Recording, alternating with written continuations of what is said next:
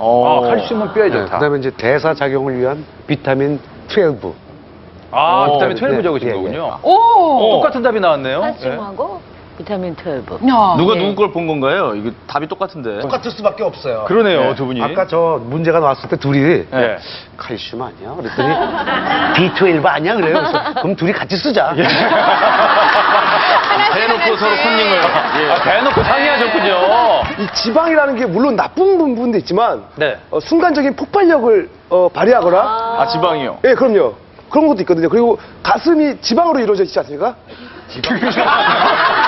아니에요? 생전 처음 들어보는 얘긴데요. 예. 엄마 이제 모유수유를 해야 예, 되니까. 지방이 좀 있어야 예. 우유도 잘 나오고 돼지고기 안 쓴 게 다행이에요. 그러네요, 진짜. 윤택 씨를 한번 볼까요? 윤택 씨. 씨는 오메가3. 오메가3 하면 왠지 그 머리에 좋고 네. 또 이게 종민 씨가 얘기한 지방 이런 뭐 지방산. 그래서 음. 그냥 좋을 것 같아서 똘똘한 엄마. 설수연 씨. 철분. 저는 저기 셋 이제 키우면서 셋 다 모유 수유하고 이제 셋 다 이제 자연분만으로 아기를 낳는데 네. 제가 영양제를 평소에 하나도 안 먹어요. 예. 근데 이제 아기 낳기 전에 피 검사했을 때 빈혈 치수가 너무 높다고 철분제를 복용하라 했는데 제가 까먹고 안 먹다가 그게 너무 심하게 미달로 나와서 철분 주사를 3병씩 맞고 셋 다 낳았거든요.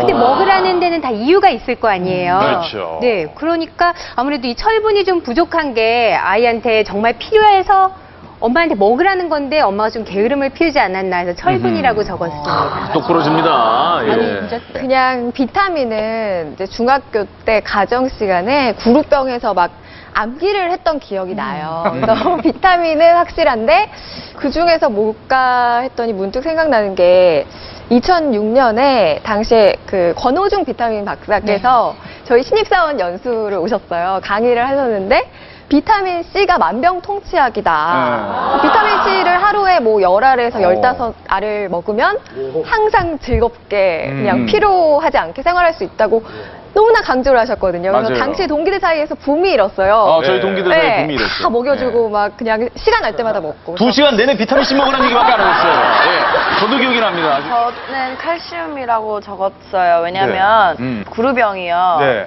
그 부루병. 뼈가 흐물흐물해지는 병이라고 네, 뼈가 하셨잖아요. 약해지는. 네, 근데 칼슘은 뼈를 이렇게 튼튼히 하게 해주고 그렇죠. 우유에도 칼슘이 굉장히 많이 들어있잖아요. 그렇죠. 그래서 생각해 보니까 칼슘인 것 같아서 칼슘이라고. 뼈는 칼슘이니까요. 네. 그래요. 간단하지만 뭐 어떻게 보면 가장 정답 같아요. 또 네. 설명이 골고루 나왔는데. 네, 정답 확인하겠습니다. 네.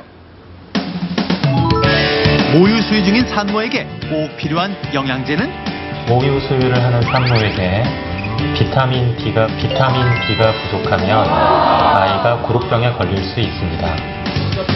그렇다. 정답은 바로 모유 수유하는 산모에게 비타민 D가 부족하다면 아이가 구루병에 걸릴 수 있다는 것. 과연 그 이유는 무엇일까?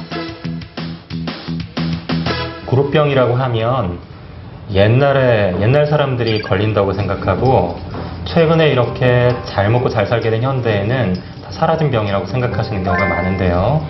최근에 구루병이 다시 많이 발생하고 있는데 그 주된 이유는 햇볕을 현대인이 많이 못 보기 때문에 비타민 D가 부족해지기 때문입니다. 임산부나 모유 수유를 하는 엄마가 비타민 D가 부족했을 때 그 비타민 D 부족 상태가 그대로 아이에게 전달이 될 수가 있거든요. 그래서 갓 태어난 아이들, 영아들이 구루병이 많이 발생하고 있습니다. 뼈를 튼튼하게 만드는 데 관여하는 필수 영양소로 잘 알려진 비타민 D. 비타민 D는 햇빛을 쬐면 몸속에서 만들어지거나 유제품, 버섯 등의 음식을 통해 섭취할 수 있는데 지난 2007년 타임지가 10대 의학 혁신 중 하나로 비타민 D를 선정하는 등 최근 다양한 연구 결과가 발표되면서 그 중요성이 새롭게 조명받고 있다. 하지만 현재 우리나라 성인의 비타민 D 부족은 매우 심각한 실정이다. 최근 한 발표에 따르면 남성은 47.3%, 여성은 무려 64.5%가 비타민 D 부족인 것으로 나타났는데 실제로 지난 방송에서 비타민의 세 MC 중 비타민 D 정상 수치에 드는 사람은 정은 아나운서 1명. 나머지 두 MC는 정상 수치에 못 미치는 결과가 나오기도 했다. 저는 아예 없었네요, 보니까. 이렇게 우리 몸에 비타민 D가 결핍되면 무릎병, 골다공증이 생기는 등 뼈 건강에 큰 영향을 미치는데 칼슘을 충분히 섭취하더라도 비타민 D가 없으면 뼈로 흡수되지 않기 때문이다. 또한 경련, 호흡기 감염, 심장 근육병증, 근력 저하 등의 원인이 될 수도 있는데 최근엔 비타민 D가 부족하면 암 발생 위험이 높아진다는 연구 결과도 속속 발표되고 있다. 비타민 D는 세포의 성장을 조절하는 호르몬으로서도 역할을 합니다. 그런 역할을 통해서 암세포의 성장에도 작용을 할 수 있는데요. 주로 대장암이나 유방암, 전립선암의 발생을 억제하는 그런 효과가 기존의 연구들을 통해서 가능성이 인정이 되고 있습니다. 이런 암 발생뿐만이 아니라 심혈관 질환 또는 사망률 전체에도 줄여주는 효과가 있다는 것이 최근의 연구 결과를 통해서 많이 보고가 되고 있습니다. 하지만 넘치면 모자란 맘 못한 법. 비타민 D 보충제의 무분별한 섭취는 심각한 부작용을 유발할 수 있다. 구토, 설사 등 비타민 D 중독 증상이 나타날 수 있으며 심할 경우 요로 결석이 생길 수도 있기 때문이다.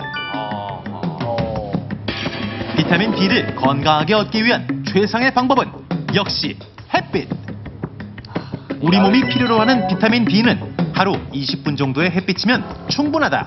우리가 의외로 밖에 나갈 일이 없어요. 보충제를 드실 때는 보통 너무 과하게 드시면 비타민 D로 인한 중독 증상이 생길 수 있기 때문에 하루에 400에서 800 IU 정도 드시는 게 좋고요. 가능하다면 혈액 검사를 통해서 비타민 D 수치를 20에서 30 나노그램 정도로 맞추어서 목표를 하고 거기에 맞추어서 드시는 것이 좋겠습니다. 영양제를 과다 복용했을 경우 여러 가지 부작용이 있을 수 있는데 첫 번째, 칼슘. 칼슘이요.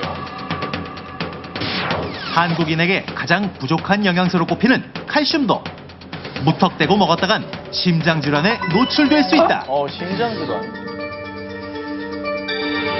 혈액 안에 칼슘 농도가 높아지면 혈관벽에 칼슘이 쌓이게 되면서 혈액의 흐름이 원활하지 않을 수 있는데 어렵네요. 많이 먹어도 안 되고 이는 모자라고. 협심증이나 심근경색으로 이어질 수 있기 때문이다.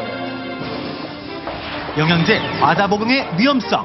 두 번째, 베타카로틴. 최근 발표된 연구 결과에 의하면 흡연자가 베타카로틴을 과다 복용했을 경우 폐암에 걸릴 확률이 무려 20% 이상 높아질 수 있다고 한다. 흡연자는 먹으면 안 되겠네요. 영양제 과다 복용의 위험성. 세 번째, 셀레늄.